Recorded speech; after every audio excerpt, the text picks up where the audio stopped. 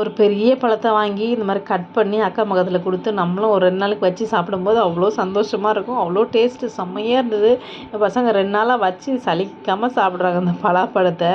சின்ன குழந்தைங்க என்ன பண்ணாலுமே ஃபஸ்ட் டைம் பண்ணும்போது அவங்களுக்கு பெரிய ஒரு சந்தோஷமாயிடும். முட்டி போடுறதுலேருந்து, நடக்கிறதுலேருந்து, ஃபஸ்ட் டைம் ஸ்கூல் போகிறது, அந்த மாதிரி சின்ன சின்ன விஷயங்கள் நமக்குமே ஹாப்பியாக இருக்கும், பசங்களுக்குமே ரொம்ப சந்தோஷமாக இருக்கும். அப்படி என் சின்ன பொண்ணு இன்றைக்கி ஃபஸ்ட் டைம் எல்லா முடியும் சேர்த்து லப்பர் பேண்ட் போட்டு ஒரு கொண்டை மாதிரி கட்டி கொடுத்தேன். அவளுக்கு அவ்வளோ சந்தோஷமாயிடுச்சு. கண்ணாடில போய் பார்த்தா தெரியல. அதனால் நான் செல்லில் வீடியோ எடுத்து இங்கே பாருன்னு காமிச்சு அதை சுற்றி சுற்றி பார்த்துருந்தேன். நம்மளுமே சின்ன பிள்ளையில இந்த மாதிரி மொத்த முடியும் சேர்த்து சின்ன முடி வளர்ந்த பிறகு நீட்டாக பூ வச்சு இப்படி தொங்க தொங்க நடந்திருப்போம். கண்டிப்பாக எல்லாருக்குமே அந்த அனுபவம் இருக்கும். அது என் பசங்க பண்ணும்போது எனக்கு இன்னுமே சந்தோஷமாக இருந்தது.